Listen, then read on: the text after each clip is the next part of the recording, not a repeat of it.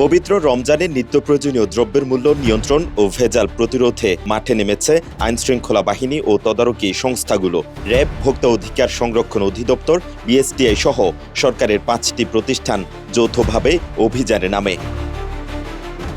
বৃহস্পতিবার দুপুরে চট্টগ্রাম নগরীর বাকলিয়ার চাকতাই এলাকায় 3টি সেমাই উৎপাদনকারী প্রতিষ্ঠানে অভিযান চালানো হয়। এ সময় অস্বাস্থ্যকর ও অপরিচ্ছন্ন পরিবেশে সেমাই উৎপাদনের প্রমাণ পান সংশ্লিষ্ট কর্মকর্তারা।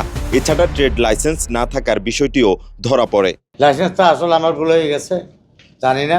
আমি আগামীতে করলে লাইসেন্স আমি করে কাগজপত্র যেগুলো দরকার এগুলো আমি ঠিকঠাকভাবে করে চালাবো ইনশাল্লাহ।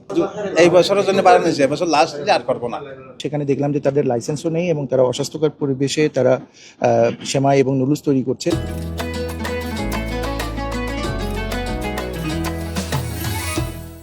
অভিযানে ভেজালমুক্ত ও মানহীন খাদ্যপণ্য উৎপাদনের সত্যতা মেলে।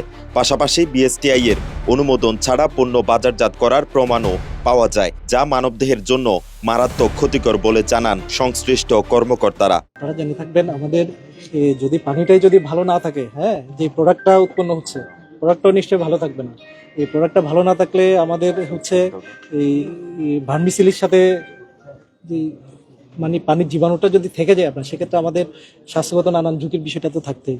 অভিযানে 3টি সেমাই উৎপাদনকারী প্রতিষ্ঠানকে 3,60,000 টাকা জরিমানা করা হয়। ভবিষ্যতে এমন কাজে জড়ালে কঠোর পদক্ষেপের কথাও জানান র্যাবের এই কর্মকর্তা। তাদের যে খাদ্যের যে কোয়ালিটি, এই কোয়ালিটি মেনটেনেন্স করা হচ্ছে কিনা এই ধরনের পরীক্ষা করার কোনো মেশিন তাদের কাছে নেই, কিংবা সরকারি কোনো প্রতিষ্ঠান থেকে তারা এটার গুণগত মান পরীক্ষাও করে নিয়ে আসে, এবং তারা নিজেরা বিএসটিআই এর সিলটাকেও নকল করে নিয়েছে। রমজান জুড়ে নিত্যপণ্যের বাজার স্থিতিশীল রাখা, ভেজাল প্রতিরোধ ও ভোক্তাদের নিরাপদ খাদ্য নিশ্চিত করতে এই ধরনের অভিযান অব্যাহত থাকবে বলেও জানানো হয়। মেহরাজ হোসেন, কালের কণ্ঠ, চট্টগ্রাম।